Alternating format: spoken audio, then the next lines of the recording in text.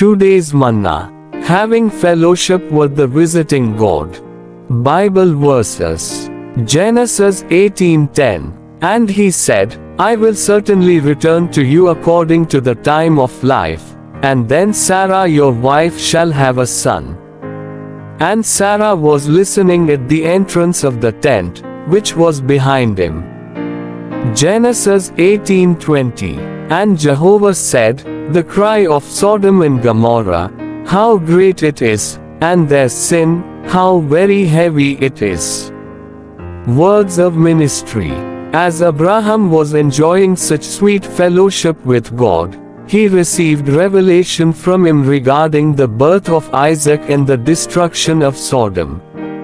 These are the two basic things concerning which God will always deal with us. The birth of Isaac is related to Christ, and the destruction of Sodom is related to God's judgment upon sin. Isaac must come and Sodom must go. This means that Christ must come in and sin must go out. All the revelation that we have received and shall receive from God mostly concerns these two items. If you consider your own experience, you will find that this is so. Whenever you have received revelation from God during the course of your fellowship with Him, it has always concerned Christ on the positive side and sin on the negative side. Positively we see more of Christ and say, I have seen something new of Christ. How I hate that I have not lived more by Him.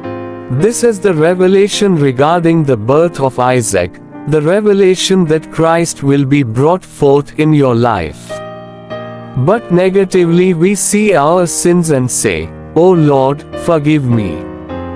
There is still so much selfishness, hatred, and jealousy in me. I have so many failures, shortcomings, and even sinful things. Lord, I judge these things and want them destroyed.